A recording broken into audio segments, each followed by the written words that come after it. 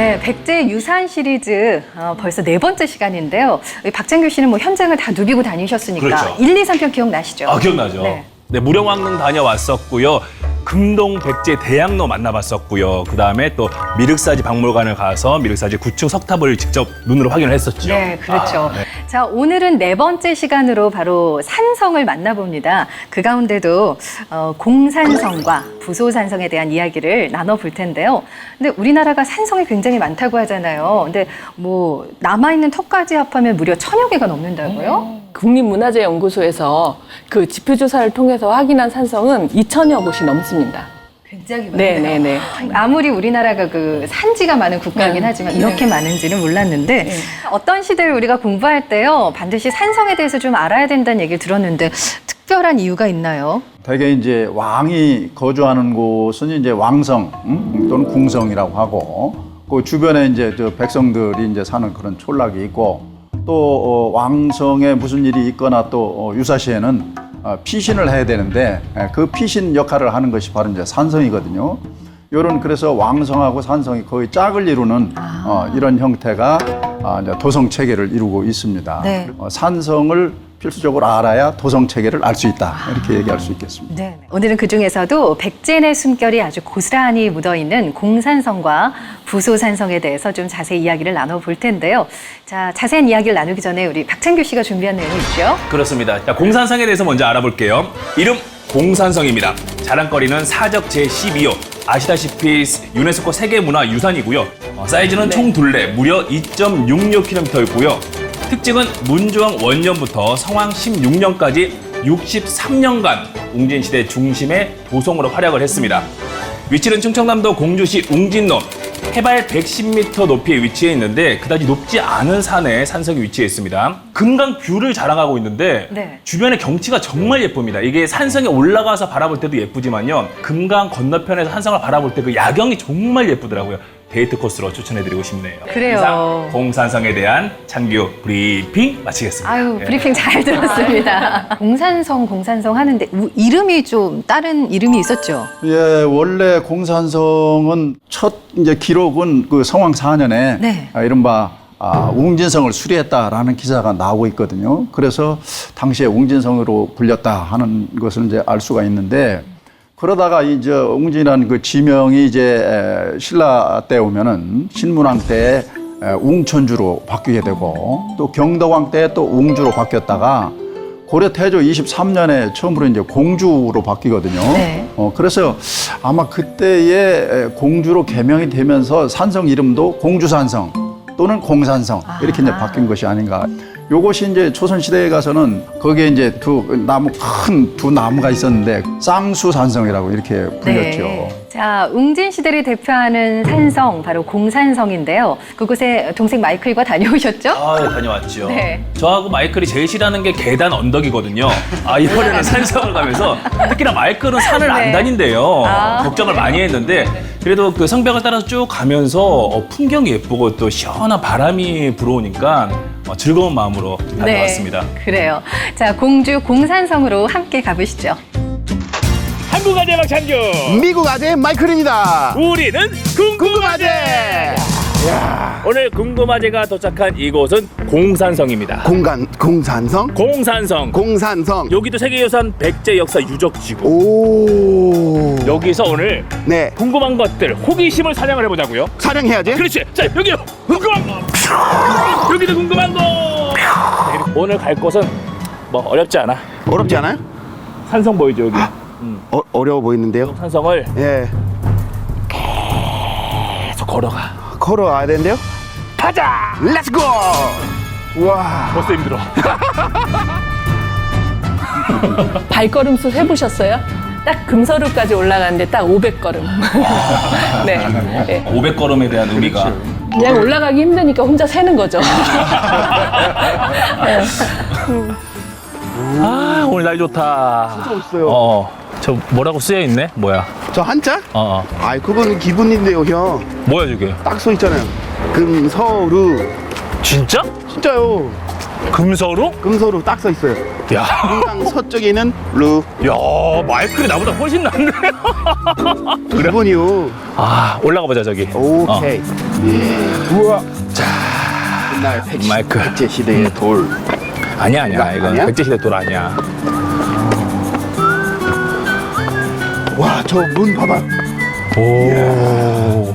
근데 그 문, 그것도 저기 보시면 문이 두 군데잖아요. 네. 사실 성에 저렇게 문이 두 군데가 있기 힘들고 또 하나 밑에 있는 문은 네모나잖아요. 일반적으로 성을 쌓을 때는 아치형을 홍해 이렇게 만드는데 저렇게 평평하게 만든 건 공산성의 그 여러 가지 역사의 층이 계속 여러 가지 누적된 결과입니다. 왜냐하면 이제 그 공산성 안에 성안 마을이 일찌감치 들어서면서 그쪽으로 이제 민간인들이 막 다니기 시작했기 때문에 그 길을 버리지 않은 상태에서 성곽을 정비하다 보니까 이제 서문의 형태를 저쪽에다 복원을 하고 이름은 이제 고민을 하신 거죠. 그래서 금강의 서쪽에 해당하는 문이다 해가지고 후대에 만든 거예요. 기록에는 없나 보죠? 네네. 아, 문이 있네. 잠깐만요. 자, 양반처럼 어. 이리 오너라. 야, 마이클 별별 거 다 안다 진짜. 해야 되죠. 자, 갑시다. 이러너라. 오, 야, 문이 왜 이렇게 야, 아무나 쉽게 들어올 수 없는 데지 여기가. 어떻게? 적군이 들어오면 안 되니까. 와. 이야. 오. 이야. 아, 안에가 넓다. 여기 위로. 여기로. 성을 이제 성벽을 타고 가야 되니까. 아. 금석, 진짜 멋있다. 금선우. 오. 조금 올라왔는데 되게 높아 보인다. 오.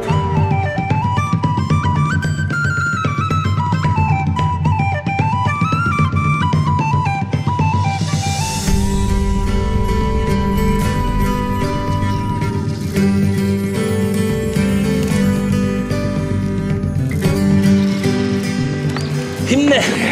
마이클 힘내. 호기심. 조금만 더 다 와. 호기심의 힘으로. 자, 호기심의 힘으로.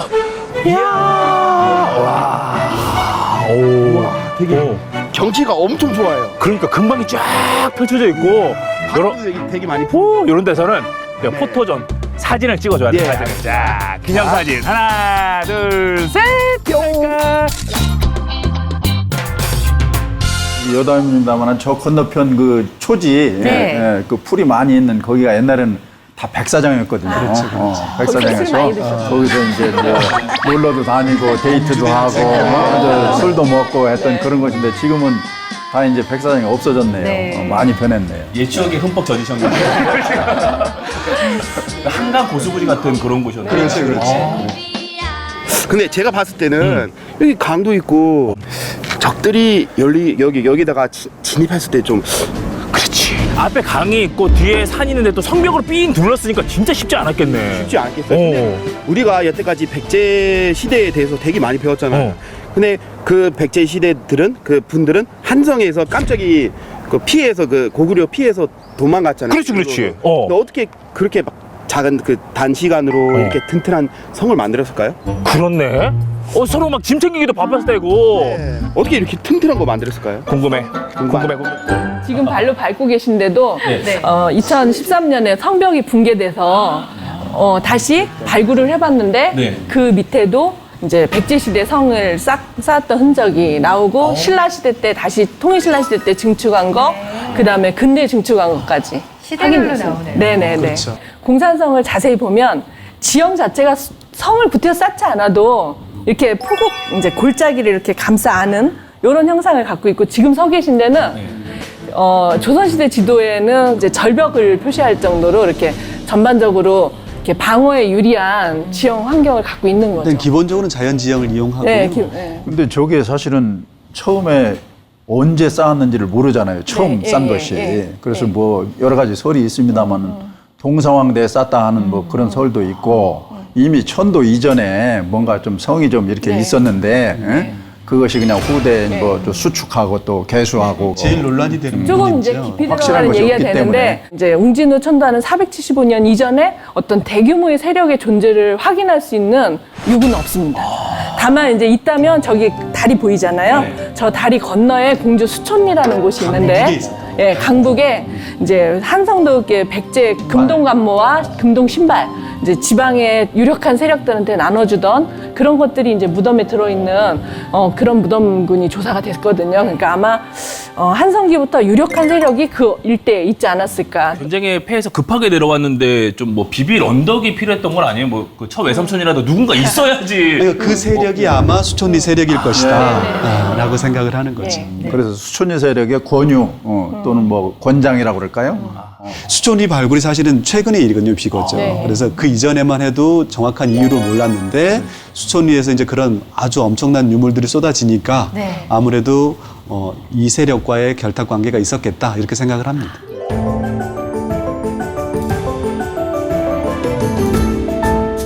여기가 네. 산성이하면서도 도성이었대. 네, 여기서 한 63년 동안 살았다면서요. 그렇지. 그러니까 네. 여기에 왕궁이 있었던 거야. 왕궁? 그럼 근데 여기서 보니까 좀 좁지 않아요? 어? 좁아요. 아, 그러네. 아니 여기서 왕도 살아야 되는데 왕비도 있어야 되고 자식도 키워야 되고 그렇지. 치킨도 키워야 되고 그렇지. 먹을 게 있어야 되니까. 먹이게도 그 특히 막걸리도 키워야 되는데 막걸리, 빚어야 되고. 근데 여기서 보니까 그 형이 저랑 한번 미국에 가면 우리 할배 땅이 있잖아요. 그 땅도 요만큼인데 어떻게 왕이 여기 살았을까? 아니, 미국에 있는 할아버지 집이 이만하다고? 예, 그래요. 그 땅이. 이야. 근데 어떻게 왜 그 왕의 땅이 왜 이렇게 좁았을까? 마이클 얘기 들어보니까 진짜 좁아 보이긴 하다. 예, 아니 특히 여기서 63년 동안 살았다면서 좀 근데 뭐 지하에 또 뭐가 있었나? 무슨 시크릿 벙커? 그런가? 그런 미션 임파서블처럼? 자, 이것도 궁금해. 그러면 호기심. 공산성을 이렇게 둘러봤는데 박정규 씨 뭐 날씨도 너무 좋고 바람도 좋고 소풍을 다녀오신 것 같은 느낌이었어요. 그러면 말 나온 김에 네. 오늘 녹화 끝나고 다 같이 한번 나들이 한번 갈까요? 다 같이요? 가서 이현정 실장님이 직접 또 설명도 해주시고. 아, 괜찮습니다. 좋을 것 같네요, 정말. 근데 이제 화면으로 보는 거하고 직접 가본 거하고 좀 차이가 있죠. 아, 그럼요. 막 호기심들이 샘솟더라고요. 특히나 앞서 말씀을 하셨지만 저기가 왕궁의 역할, 도성의 역할을 했다고 했잖아요. 저 왕궁치고는 좀 작게 느껴지기도 해요. 근데 공산성 자체의 길이가 있다가 걸어보셔서 아시겠지만 몇 시간 걸으셨어요? 저희가 한 1시간 반? 네. 2시간 정도? 1시간 반을 걸으셨잖아요. 2660m 얘기를 하거든요. 그러면 그 안의 면적을 저 범위 하나만 가지고 얘기를 하면 이제 좁다. 근데 저것도 그 거의 3만 제곱미터예요. 거의 10,000평에 가까운 면적이거든요. 그리고 공산성 전체 면적을 따지면 20만 제곱미터예요. 거의 6만 평이 넘는 것. 그러니까 공산성의 이 한 곳만 왕궁이다. 이렇게 하고 보면 좁다. 이렇게 설명할지 모르지만 공산성 자체 안에 2660m 안을 서로 유기적인 관계를 갖고 있는 구조물로 이해한다면 이거는 결코 좁은 면적이 아닙니다. 이 공산성에 좀 재미있는 사연들이 있던데요. 인조는 인절미를 먹었다고요? 예. 공산성이 이렇게 상당히 중요하다는 것은 각 시기의 왕들이 네. 이렇게 어려울 때 또 무슨 전쟁이 있을 때 이쪽으로 와서 이제 피신을 그러니까요. 했다는 것이 상당히 네. 중요한데 인조 반정이 있어요. 네. 광해군을 내쫓고 인조가 왕에 오르는데 그때 강력한 군사력을 제공한 사람이 이괄이거든요. 네. 그런데 나중에 그 공신의 등급을 이렇게 할 때 자기는 1등 공신이 아니고 2등 공신에 책봉이 됐어요. 거기다가 처음에는 한성부 판윤이라고 그래서 서울시장을 줬는데 곧 이어서 국방의 책임을 네가 져야 된다. 그래서 평안도 쪽으로 평안 병사 겸 도원수도 아니고 부원수로 해가지고 그 파견을 하거든요. 외지로 쫓아냈다고도 볼 수 네. 있죠. 여기에 대한 이제 불만을 품고 이괄이 이제 난을 일으켰는데 그 인조가 여기로 이제 또 공산성으로 네. 피신을 왔어요. 와서 이제 한 열흘간 머물렀거든요. 어느 날 임금이 왔다 그러니까 네. 어떤 사람이 이렇게 떡을 가지고 왔어요. 떡을 가지고 임금님 이거 드세요. 했는데 떡이 그렇게 맛있더라는 거예요. 이 떡 이름이 뭐냐? 네. 그랬더니 잘 모르겠습니다. 그냥 떡입니다. 네. 그러니까 임금께서 얘기하시기를 너 성이 뭐냐? 임시입니다. 그래? 그러면 임시 감원에서 가지고 온 아주 맛있는 거, 절묘하게 맛있는 떡. 그래서 임절미였는데 이게 네. 이제 발음하다 보니까 인절미가 인절미. 됐다 하는 그런 얘기가 이제 전해져 내려오고 있습니다. 네. 공산성의 문화상품 하면 저도. 지금도 많이 하고 있죠. 지금도 굉장히 인절미를 이렇게 지금도 해요? 해가지고 그래서 이렇게 썰어서 백제문화재 파는 때 인절미 그런 만들기 행사가 해서 있습니다. 기네스북에 그렇죠. 가장 긴 인절미 만든 그렇죠. 거에서 이렇게 등재도 하고 그랬습니다. 우리 시장님은 공산성 직접 발굴 참여하셨잖아요. 네. 지금 몇 년 정도 하고 계세요?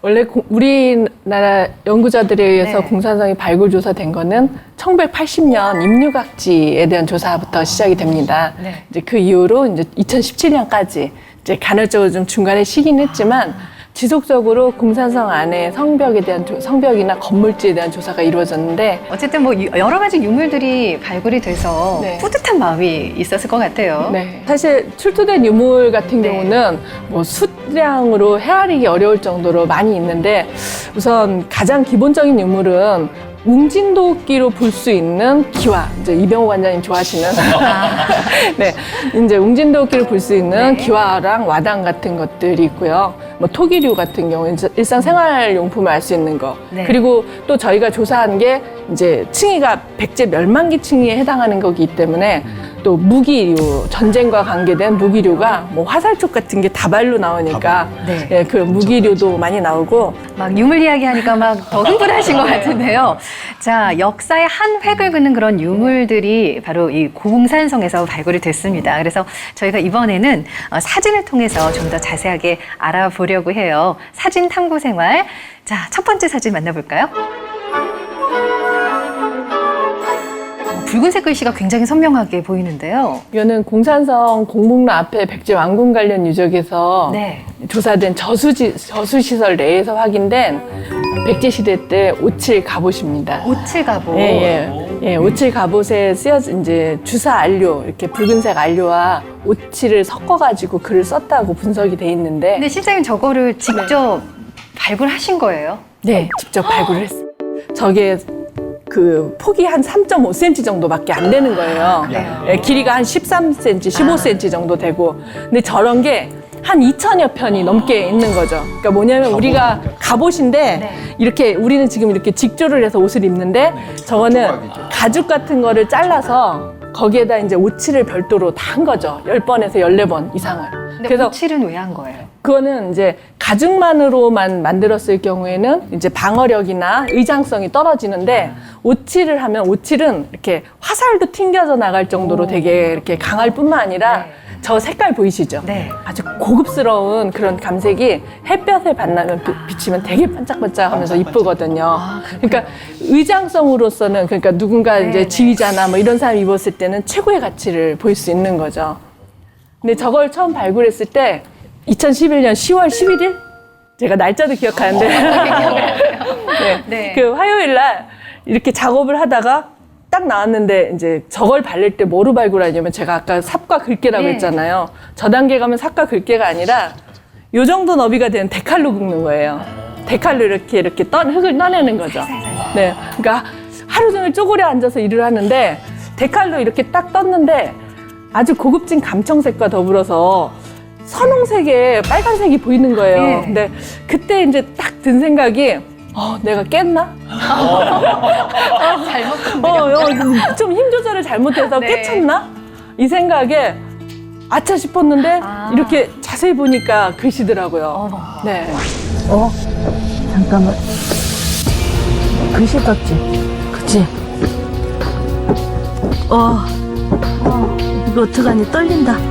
기다려. 근데 저게 글씨가 이제 정관 19년이라고 쓰여져 있거든요. 네. 저게 이제 645년, 의장왕 5년인데 그러니까 저 유물 자체가 백제 것인가에 대한 것부터 이제 먼저 의문을 갖는데 사실은 이제 정관 19년이라는 어떤 연도 표기 방식이나 그다음에 거기 아래 이제 지금 다른 자료에 보면 이아무개라는 사람 이름이 나오는데 그런 걸 보면 어쨌든 이 갑옷의 주인공은 그리고 명문을 쓴 사람은 백제인이라기보다는 당나라 장수일 가능성이 매우 높다. 다만 그것이 왜 이 맥락에서 특히 이제 발굴 상황에서 봤을 때 660년 전후한 시기에 여기에 폐기된 것은 분명하니까 어떤 맥락에서 여기에 들어왔는지에 대해서는 의견이 분분할 수밖에 없어요. 근데 이제 그런 모든 논의의 출발점은 저것이 과연 메이드 인 백제냐부터 논의가 돼야 되는데 저 부분은 한번 고민해보는 이유 중에 하나가 첫 번째는 정관이란 정관이란 연호의 문제거든요.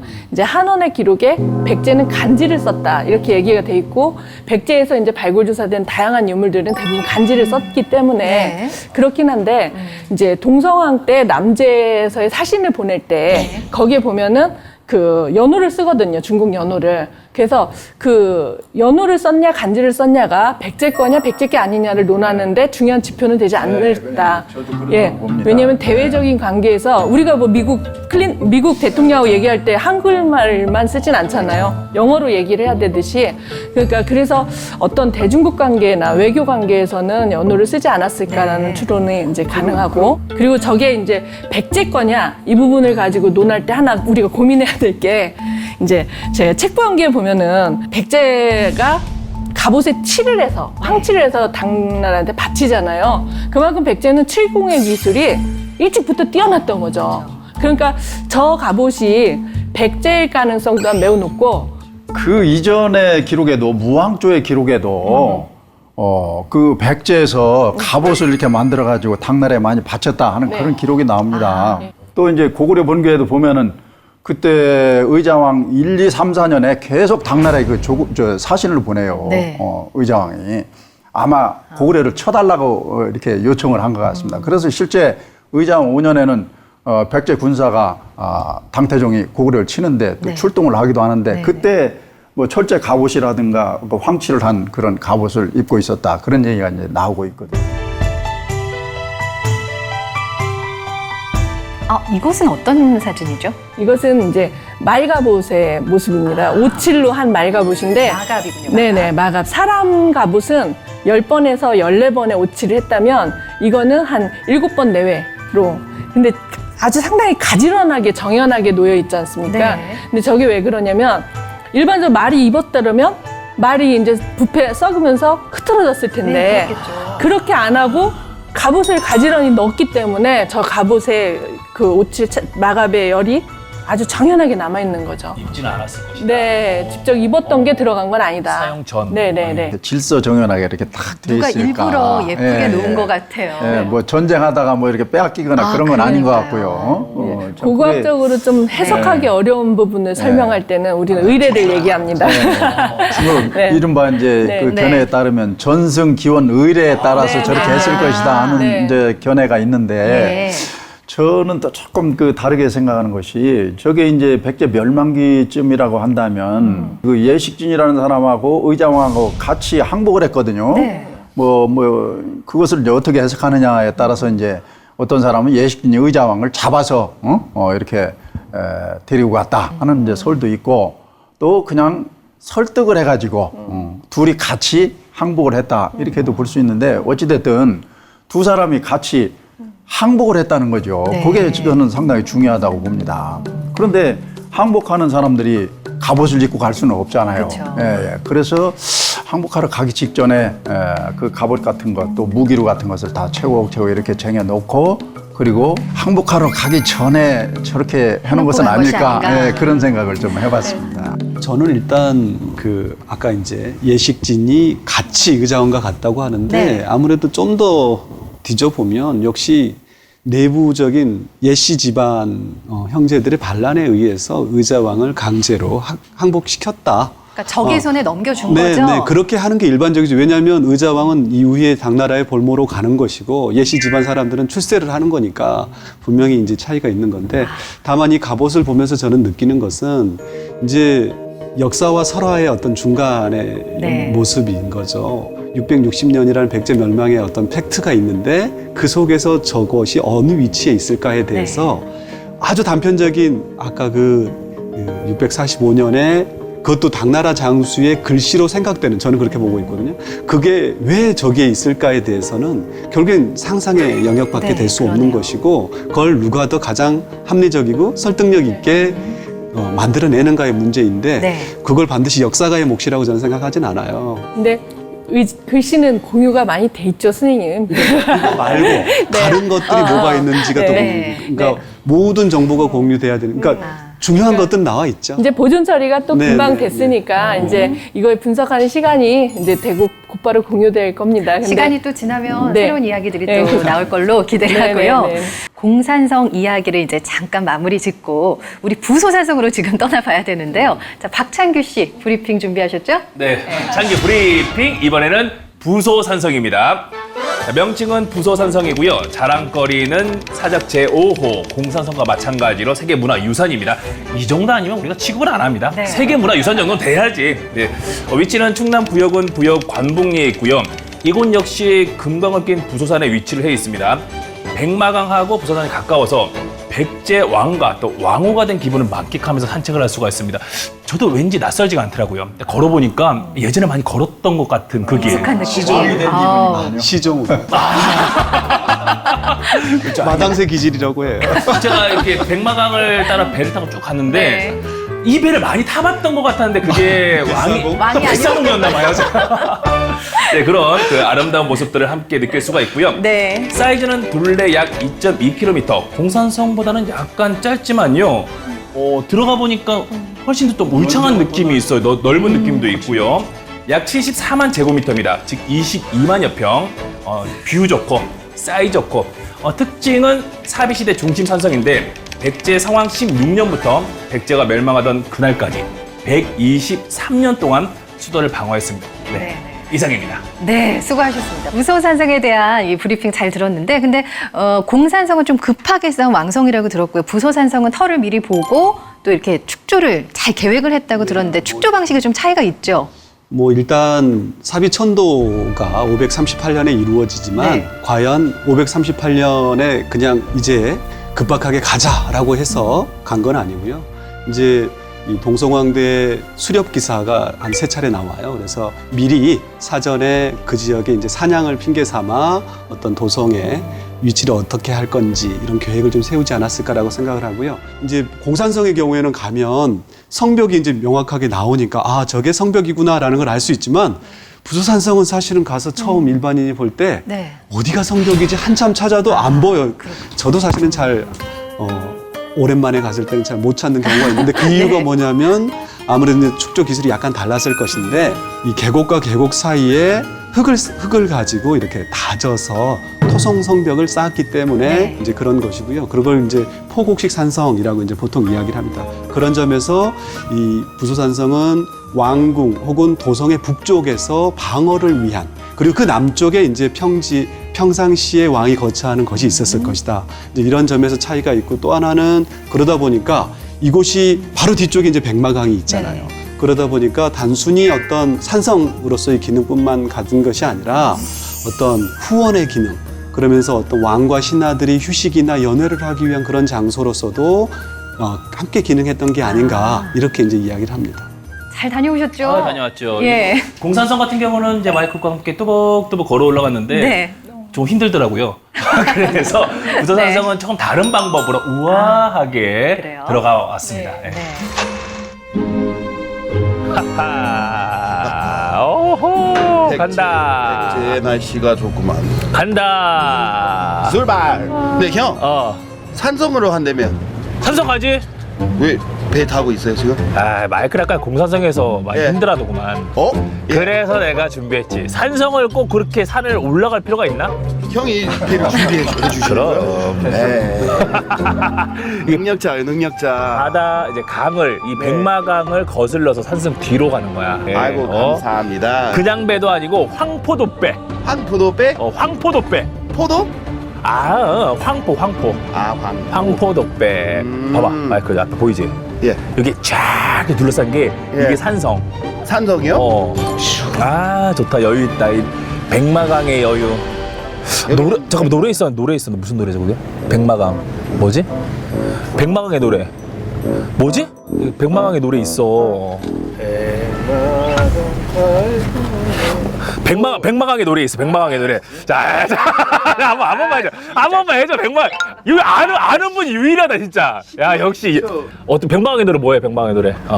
백마강 달밤에 됐어. 야, 진짜 있다니까, 진짜 있어 이게.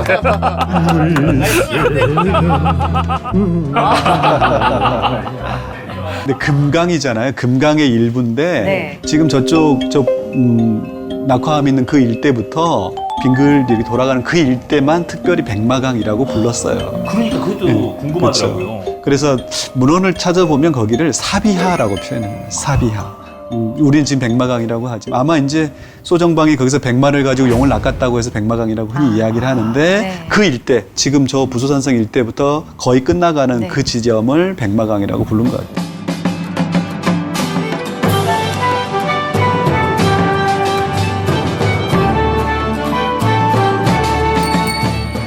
자, 이렇게 또 배를 타고 오니까 네. 탁월한 선택이었던 것 같아.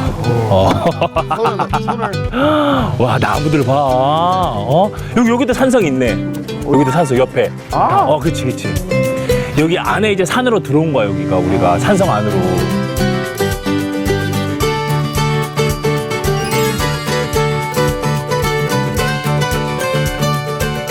여기가 고란산인데 또 산성을 쭉 돌아다녀야 되니까 네.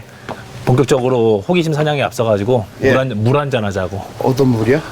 예, 안에 약수가 있는데 약수? 이게 그냥 약수가 아니야. 그냥 약수 아니야? 봐봐, 그냥 약수 아니란가 이게. 무슨 뭐 포도 맛 나오는 약수? 아니야, 봐봐. 이게 한 잔을 마실 때마다 3년씩 젊어진대. 3년씩? 3년치? 어우, 귀한 고란 약수를 자 마이클 먼저 드시게. 자. 마이클 오르신다. 어떻게? 어머. 마이클 오르시고 있는데. 어떡해. 내가 마이클. 어떡해.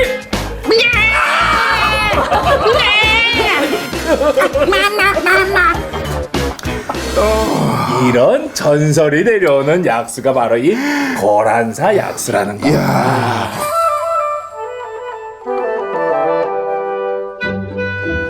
야, 이제 산길이다. 산길이다, 산길. 와. 배로 왔다고 다 끝나는 게 아니구나. 야, 어렸을 때 왔을 때는 그냥 뛰어다녔었는데. 네. 야, 근데 힘드네. 나이 좀 먹었으니까. 약수를 더 먹고 와야 되나? 네. 내려가서 한 잔 더 합시다. 아니, 못 내려가. 올라가. 그러고 보니까 이 공산성하고 부산성하고 예. 이게 비슷한 점도 있을 테고 분명히 차이점도 있을 테고, 그치? 예. 비슷한 거는 산. 산이다. 힘들다. 힘들다. 차이점은 차이점은 여기가 훨씬 더 힘들어. 더 힘들어. 더 아까는 크다. 여기 더 경사지고. 크고 진짜 산이었어. 진짜 그냥 아예 숲으로 우거졌어, 여기. 저 공산성보다 부소산성이 안쪽이 평탄지가 별로 없어요. 맞아요. 남쪽에만 있지.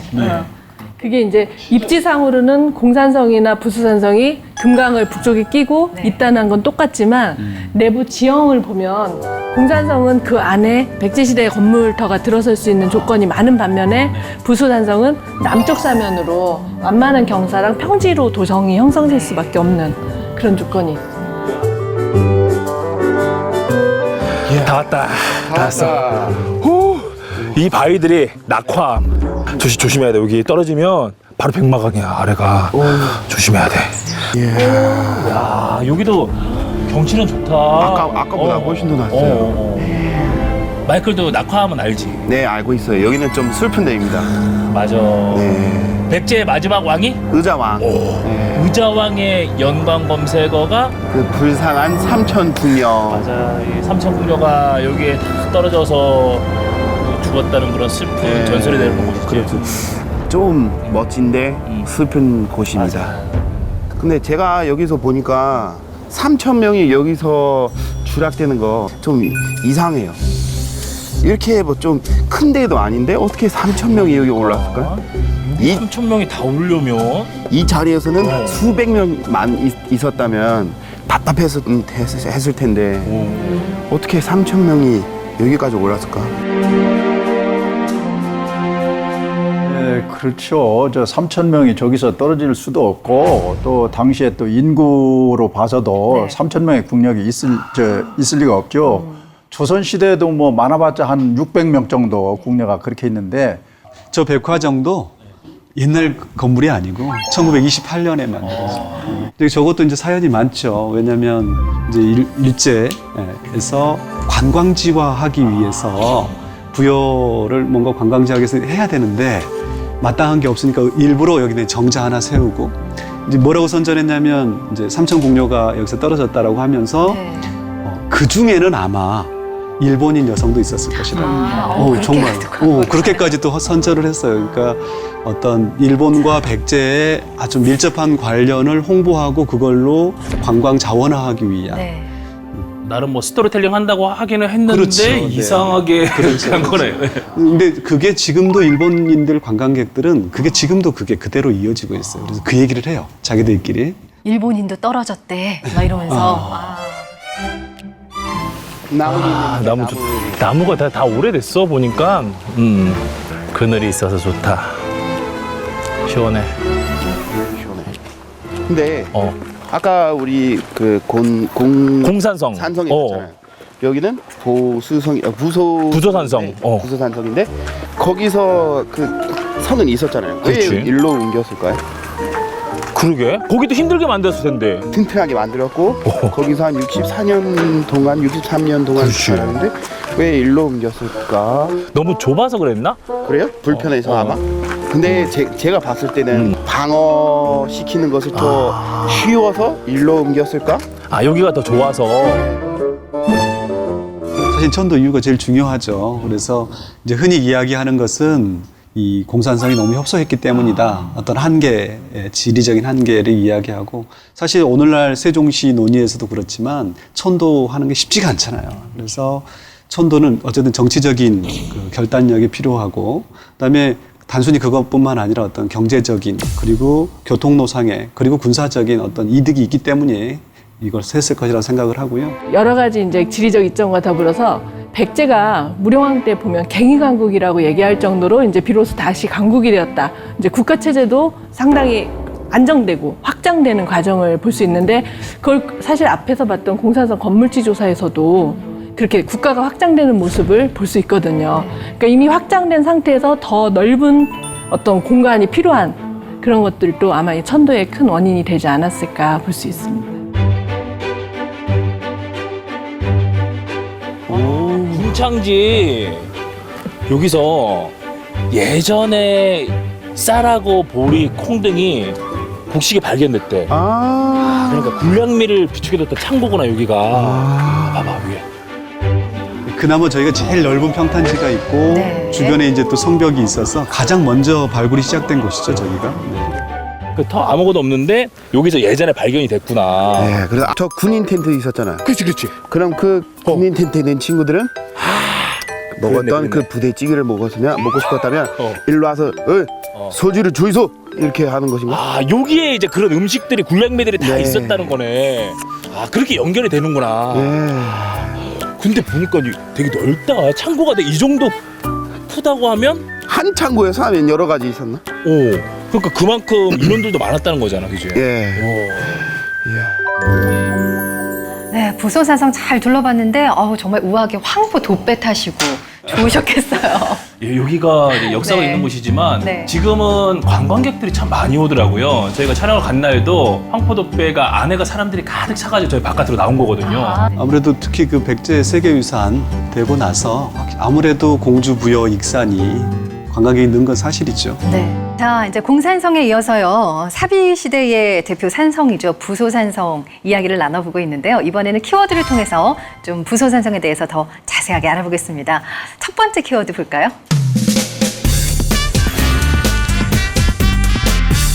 남부여라는 나라가 따로 있었어요. 예, 남부여는 원래 그 성왕이 성왕 16년에 사비로 도읍을 옮기면서 내세운 국호죠. 그런데 왜 하필이면 남부여라고 했느냐 하는 그런 얘기인데 우리가 보통 알기로는 백제는 고구려 쪽에서 나왔다 이렇게 보지만은 사실은 더 연원을 거슬러 올라가면 부여 쪽에서 온 겁니다. 그래서 삼국사의 기록에 의하면 북부여라는 나라가 있었는데 이거는 이제 천재였던 해모수가 내려와 가지고 세운 국가라고 이제 보죠. 네. 그러다가 그의 아들 헤브루가 동쪽으로 도읍으로 옮겨가지고 나라를 세우는데 이게 이제 동부여입니다. 동부여고 동부여에 이제 금화 왕이 이렇게 산책을 나갔다가 강가에서 논일고 있는 유아 부인을 만나가지고 유아 부인을 이제 데리고 오는데 유아 부인이 또 그 해모수하고 뭐 관계를 해서 쫓겨났다 이런 얘기가 나오는데 하여튼 그 이후에 유아 부인이 와가지고 알을 낳는데 네. 그 알에서 나온 사람이 바로 고주몽 아닙니까? 그런데 이제 이 고주몽이 나중에 또 졸본부여 쪽으로 오게 되는데 졸본부여로 오니까 졸본부영의 왕이 이게 보통 인물이 아니다 이렇게 해가지고 자기 둘째 딸을 또 시집을 보내죠. 그래서 둘째 사위가 됩니다. 네. 그래서 둘째 사위 자격으로 나중에 왕위에 올랐는데 그게 이제 바로 이제 고구려죠. 고구려인데 이미 고주몽은 근데 그 동부에 있을 때 이미 결혼을 했어요. 네. 원래 아들이 있었는데 이 아들이 뒤늦게 아버지를 따라서 온 거죠. 네. 그런데 이미 그 고주몽은 그 졸본부의 왕의 둘째 딸하고 결혼해서 아들을 둘을 낳았거든요. 이게 바로 온주하고 비류입니다. 그런데 전처 이제 아들이 네. 오니까 이제 사랑과 모든 것을 뺏기게 생겼어요. 시기 질투의 대상이 됐고. 그래서 남쪽으로 내려와 가지고 나라를 세운 것이 바로 백제 아닙니까? 네. 그래서 이제 그 뿌리는 부여에 있는데 이때 와서 이제 성왕이 사비로 천도하면서 왜 남부여라고 했느냐? 북부여, 동부여가 있으니까 남부여라고 남쪽으로 왔으니까 남부여라고 했다라고도 볼 수 있지만 그 배경에는 또 나는 부여시의 정통을 이어받은 사람이다. 네. 그리고 팔대성 귀족이라고 하는 여러 가지가 있죠. 해시, 진시, 목시 이런 너희들보다는 뭔가 다른 다르다 적이다. 나는. 네. 그런 것을 표현하기 위한 그런 목적에서 이른바 왕권 강화라고 그럴까요? 이런 목적에서 특별히 남부여라는 명칭을 붙였지 않느냐 이렇게 볼 수 그러니까 있습니다. 정통성을 보였다. 그렇죠. 그런 근데 말씀이시죠. 특히 이제 라이벌이 네. 고구려였기 때문에 큰 나라를 이제 라이벌로 삼으면서 네, 백제도 큰 나라입니다. 사실 해외하고 교류도 굉장히 활발했고요. 또 문화 유적을 봐도 굉장히 수준 높은 기술들을 자랑하고 있는데 그랬던 백제가 어떻게 이렇게 순식간에 한꺼번에 이렇게 멸망을 당했는지 정말 미스테리한데요. 자, 그럼 다음 키워드를 보면 조금 이해가 될까요? 해동증자. 이건 어떤 의미죠? 증자가 원래 공자의 제자인데 효심이 상당히 깊었던, 그래서 뭐 효경을 썼다고도 얘기를 하는 그런 네. 분이거든요. 근데 원래는 이제 그 효심이 그 친모만이 아니라 계모에 대한 효심까지도 되게 깊었다. 이런 얘기가 있었어요. 그래서 처음에 이제 미륵사지 석탑이 발굴되기 전까지는 우리는 이제 선화공주만 얘기를 했잖아요. 무왕의 부인을. 네. 그러다가 사택적덕의 딸, 이 왕후라는 걸 확인하면서 혹시 의자왕과 관계된 부분에 이렇게 증자와 직접적으로 대비될 수 있지 않을까. 계모까지도 효심을 갖췄던. 네. 예, 그렇게 얘기를 그래서 하고 있습니다. 해동증자라고 불렸다는 네. 말이잖아요. 네, 네, 네. 그러면 왕으로서도 그렇게 좀 훌륭했나요? 뭐 사실은 이 의자왕의 경우에는 네. 보통 전반기와 후반기로 이제 나누는데 전반기에는 이제 굉장히 정치적인 측면에서나 개혁적인 군주로서의 모습을 보인다라고 설명을 하죠. 그래서 즉위하자마자 어떤 기존의 외척 세력들을 다 물리치면서 정치적인 안정을 찾고, 그다음에 태자를 세우면서 이제 후계자 구도도 명확히 하고 네. 뭐 그런 것들이 보이지만 특히 이제 그 과정에서 신라와의 전투를 적극적으로 나섰어요. 그래서 이 합천, 오늘날 합천 지역인 대야성 전투를 통해서 이 성을 빼앗았는데 의자왕 때 한 100개 정도의 신라성을 실제로 획득했다 이런 기록이 상당한 거 나옵니다. 아닌가요? 네. 금방 얘기했듯이 의자왕 2년에 대야성 전투라는 게 있거든요. 거기를 습격해가지고 대야성에 성주하고 그 부인을 죽이고 그 시신을 가져옵니다. 그런데 이 대야성의 그 성주가 누구냐? 풍석이라는 사람이고 그 성주의 부인이 고타소랑인데 이 고타소라는 그 여자가 누구냐? 김춘추의 딸입니다. 딸과 사위, 딸과 네. 사위를 잡아가지고 네. 죽여가지고 시신을 가져오는데 가지고 와서 어디에 묻느냐? 감옥에 땅 속에다 묻습니다. 바닥에요? 그렇죠. 감옥 바닥에. 그 성왕에 대한 복수인가요? 그렇죠. 성왕에 대한 복수입니다. 그래서 일본 서기에 보면 사실은 성왕이 죽은 뒤에도 네. 신라에서 성왕의 시신을 가져가 가지고 북쪽 궁궐 그 계단 밑에다 묻어서 신라의 신하들이 그러니까. 갖고 다니게 했다는 그런 네. 기록들이 나오고 나중에 이제 있습니다. 문무왕의 경우에도 네, 네. 똑같은 얘기를 하는 거예요. 니네들이 내 누이를 그렇게 죽인 것에 대한 복수를 내가 한다라고 침을 뱉었다는 기록이 나와요. 그렇게 해서 복수 이제 혈전의 시리즈의 복수혈전. 연선이죠. 네. 그렇게 해서 이제 대하성 전투에서 승리를 했는데 네. 이제 그게 사실은 이제 신라와의 관계를 더 악화시켜 가지고 그때부터 김춘추가 충격을 받아 가지고 외교 작전을 벌이게 되는 거죠. 예. 그래서 이제 당나라하고 더 그렇죠, 교역에 그렇죠. 힘썼군요. 예, 예. 자, 근데 우리 왜 의자왕 하면 떠오르는 거 있잖아요. 의자왕, 삼천궁녀, 백제멸마. 백제멸마. 거의 이게 등식처럼 돼 있어서 우리가 생각을 좀 잘못하고 있는 거 아닌가. 의자왕에 대해서 어떻게 평가를 해야 될지 좀 헷갈리네요. 예. 뭐 역시 또 의자왕이 조금 좀 뭐라 그럴까요? 여자를 뭐 좋아했다거나 할까? 그렇게도 볼 수 있을 것 같습니다. 부인이 상당히 많았던 것 같아요. 네. 기록에 의하면 서자 41명을 좌평에 임명했다 하는 그런 기록이 나오거든요.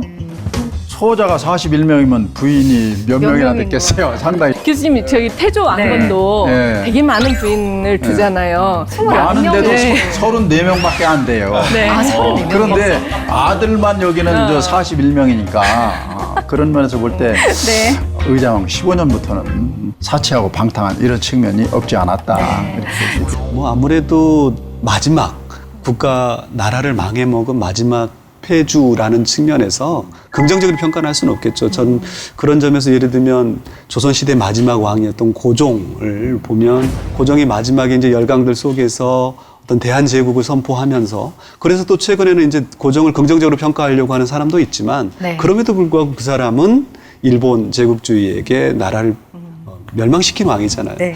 이제 그런 점에서 이 의자왕도 그런 평가를 받는 것은 어쩌면 숙명이다라고 생각을 하는데 다만 그러면 어떤 백제의 멸망의 원인을 어디에서 찾을 것인가에 대해서는 이제 보통 이제 군주의 어떤 타락 그리고 지도층의 분열 그리고 이제 오늘날 흔히 이야기하는 게 외교 전술의 실책 뭐 이렇게 얘기를 하는데 반드시 그렇게 얘기할 수만은 없다. 네. 그런 부분에 대해서는 이제 어떤 후세적인 윤색을 좀 걷어내고 철저한 사료 비판을 통해서 그리고 새로운 증거를 가지고 냉정하게 평가할 부분이 있다. 한자의 기록이라는 부분도 한번 생각해 볼 수 있는 거죠.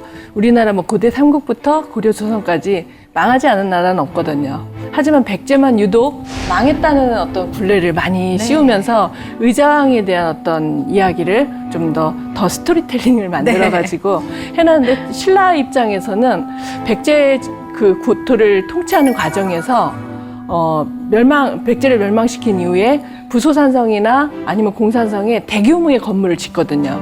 그럼 그걸 통해서 이제 그 백제의 그 옛 유민들에게 변화된 어떤 그 정통성에 대한 어떤 문제를 얘기하고 또 하나는 의자왕에 대한 어떤 왜곡된 모습들을 좀 편집함으로써 네. 결국은 망할 수밖에 없었던 나라였다라는 그런 몰아가는 통치의 느낌이에요. 어떤 방법, 이것도 있을 수 있습니다. 네네. 어쨌든 의자왕이 굉장히 훌륭한 일을 한 부분은 분명히 있습니다. 우리 기억 속에 좀 없었다는 게 아쉽고 그러나 끝에 너무 황음무도해서 백제를 결국은 멸망시켰다 이런 평가들이 좀 아쉽긴 한데 그래도 오늘 방송 함께 하시면서 의자왕이 이런 좋은 면이 있었다는 걸 좀 기억해 주셨으면 좋겠다는 생각이고요. 자, 다음 키워드 볼까요? 타사암인데요. 저는 처음 봐요. 타사암이 어딘가요? 예, 타사암은 지금 우리가 이제 부르고 있는 낙화암. 그거를 이제 네. 타사암이라고 원래는 했습니다. 네. 삼국유사 기록에 의하면 그 타사암에서 왕과가 궁녀들이 떨어져 죽었다 이렇게 나오거든요. 그런데 그건 조금 잘못된 것이죠. 왕은 거기서 죽은 게 아니고 웅진성으로 갔다가 나중에 항복해가지고 당나라로 끌려가서 네. 거기서 죽었으니까 그 얘기는 뭐 맞지는 않지만 하여튼 명칭은 타사암이었다 이렇게 볼 수 있는데 그러면 언제부터 이게 낙화암이라고 불려졌느냐 하는 뭐 이제 그런 얘기인데 아마도 고려 시대까지는 타사암이라고 불렸다가 조선 시대부터 낙화암이라고 한 것이 아닌가 그런 생각이 듭니다. 왜냐하면 그 낙화암이라는 그런 그 시가 조선 전기에 이제 많이 등장하고 있거든요. 네. 예를 들면은 조선 성종 때 문인의 그 시에 낙화암이라는 그 시가 있어요. 시가 있어요. 거기에 보면 삼천 궁녀가 모래에 몸을 맡겨 꽃지고 옷 부서지듯 물 따라 가버렸네. 라는 그 데에서 삼천궁녀 얘기가 나오고 있고 네. 시의 제목을 낙화암으로 한 걸 보면 조선 전기부터 네네. 낙화암이라고 불렀다 하는 것을 알 수가 이게 있습니다. 확산되는 것은 네. 단순히 그런 문집에만 있는 게 아니고 역시 일제시대 때 이게 이제 관광지화하면서 왜곡시킨 거고 또 하나 기억해야 될 게 김동인이라는 유명한 소설가가 있잖아요. 이 사람이 백마강이라는 소설을 연재를 하는 거예요. 근데 이 소설이 이제 굉장히 이 선풍적인 인기를 얻는데 거기에 이제 낙화암 전설의 이야기가 나오고 그 주인공이 이 백제인과 일본 여인이에요.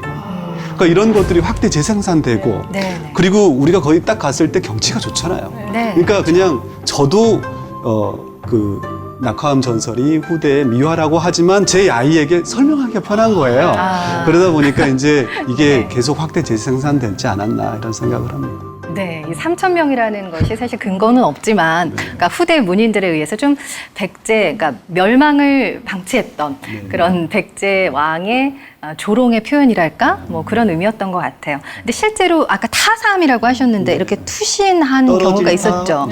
떨어질 죽을 타, 사. 죽을 죽을 사, 사. 바위암. 바위암. 떨어져 네. 죽은 바위라는 네. 의미예요. 네. 그러니까 실제로 백성들도 떨어져 죽었다는 일부는 아마 죽었겠죠.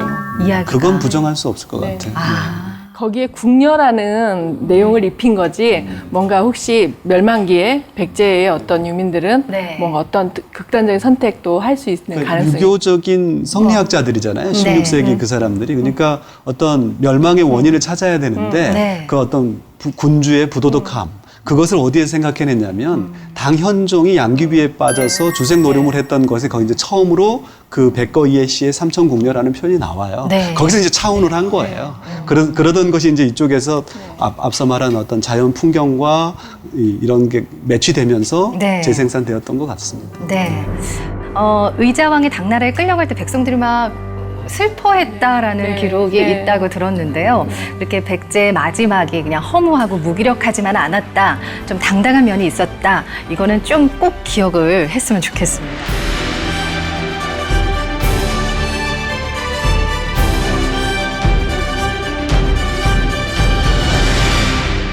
자, 사회에 걸쳐서 만나본 백제 문화유산 시리즈 우리가 무령왕릉부터 시작을 해서요. 금동 대향로 그리고 미륵사지 오늘은 이제 공산성과 부소산성에 대한 이야기를 나눠봤습니다. 모두 다 2015년 유네스코 세계문화유산에 등재된 정말 찬란한 우리의 문화유적들인데요. 자, 이제 정말 마지막 질문 드릴게요. 자, 백제라는 나라 과연 어떤 나라일까요? 저는 그 백제는 이른바 해양 강국이었다. 이렇게 얘기할 수 있습니다. 백제가 이제 한창 그 전성기 때에는 네. 요소 경략설이라고 해서 요동의 서쪽까지 진출했다 하는 그런 기록이 중국 사서에 나오거든요. 그것이 진짜냐 아니냐에 대해서는 여러 가지 논란이 있습니다만은 저 개인적으로는 일시적으로는 점령할 수 있었겠다 그런 이제 생각이 듭니다. 네. 또 한편으로는 저쪽 필리핀까지 진출해서 이른바 흑치상지라는 사람이 네. 그쪽을 통치했다 하는 그런 설도 있는데 그 정도로 동남아시아까지 진출할 수 있었고 또 일본하고는 또 밀접한 관련이 있어서 이른바 동아시아의 일종의 뭐 허브 역할도 하고 강국을 형성했던 그런 국가로서 지금 이제 우리나라도 바다를 중심으로 해가지고 해외로 진출하고 뻗어가서 세계 1등 국가가 됐으면 좋지 않았을까, 네. 좋지 않을까 이런 생각을 해봅니다. 이제 백제 역사 유적 지구가 세계유산, 유네스코 세계유산이 된 가장 중요한 이유 중에 하나가 백제 문화유산 속에 동아시아 문화 교류의 어떤 구체적인 흔적들이 남아 있다는 측면이었죠. 그래서 이제 앞서 말씀하신 어떤 해양 교류의 측면이 이제 그런 점에서 부각될 수 있는데 사실은 제가 더 강조하고 싶은 것은 백제 사의 현재적 의미가 뭔가라는 것입니다. 저는 백제의 멸망 이후에 백제가 끝난 단절이 아니라 그 사람들의 어떤 기술력이 그대로 통일신라 시대에 전수되었고 그것이 통일신라가 일신하는데 크게 기여했다. 그것이 결국에는 현대를 사는 우리에게도 이어지고 있다라는 점을 강조하고 싶어요. 근데 그런 흔적들에 대해서는 사실은 물원사에서는 거의 나오지 않아요. 그래서 결국에는 우리가 어떤 교류의 흔적이나 현재적 의미를 파악하기 위해서는 유물을 중심으로 할 수밖에 없는데 그것을 보관 그리고 접할 수 있는 곳이 어디냐? 박물관이다. 네. 그래서 저는 이제 새로운 눈으로 문화를 향유하면서 우리가 새로운 시각, 새로운 시대를 맞이하기 위해서는 박물관을 가까이 하고 특히 공주부여 익산에 오셔서 그걸 꼭 보셔야 된다. 그 얘기를 하고 가야 싶습니다. 돼요. 네. 저는 제가 생각하는 백제라는 나라는 선택과 집중이 아주 강했던 나라다. 이렇게 이야기를 하고 싶습니다. 삼국사기 온조왕조에 보면은 백제가 이제 궁시를 이제 새로 지었는데 거미불로 화이불치, 검소하지만 누추하지 않고 화려하지만 사치스럽지 않다. 사실 이걸 가지고 우리는 한국의 미학을 얘기하고 백제의 미학을 얘기하거든요. 이 말에는 아주 절묘한 그 기술적 요인이 포함되어 있다고 생각합니다. 그러니까 보통 그냥 수수했다가 아니라 백제는 정말 엄청난 고도의 기술을 아주 엄청나게 꾸며놓고 꾸미지 않는 듯이. 예, 아주 고수의, 근데 그것 자체도 항상 모든 것에서 그게 반영되는 것이 아니라 꼭 해야 될 곳에 반영되어 있는. 이거는 뭐 고고학적으로 발굴조사를 해도 건축에서 단단하게 다져야 될 곳은 정말 단단하게 다지고 그렇지 않은 곳은 이제 그렇지 않은 상태로 놔두는 그런 모습들을 보면서 선택과 집중이 아주 강했던 나라가 백제다. 사절을 백제를 함께 하면서 정말 많은 것들을 배웠던 시간이었는데 특히 삼국시대의 한나라 백제가 아니라 백제가 있던 삼국시대였구나. 문화 강국으로서 교류 왕국으로서 백제의 그런 모습을 중심이 됐던 그 백제의 모습을 느꼈던 시간이었습니다. 네, 맞아요. 우리 왜 아는 만큼 보이고 또 아는 만큼 느낀다고 하잖아요. 4회에 걸친 이 백제 문화유산 시리즈를 통해서 여러분들 백제에 대해서 이제 지식력이 업되셨을 것 같아요. 그만큼 애정도 좀 많이 늘어났기를 정말 바랍니다. 오늘 이렇게 함께 재미있게 이야기 끌어주신 네 분께 다시 한번 감사드리고요. 자, 전국민 지식령 향상 프로젝트 모든 건 연구소 올랩. 다음 주 이 시간에는 또 새로운 이야기로 여러분들 찾아뵐게요. 오늘 함께해 주신 여러분 고맙습니다.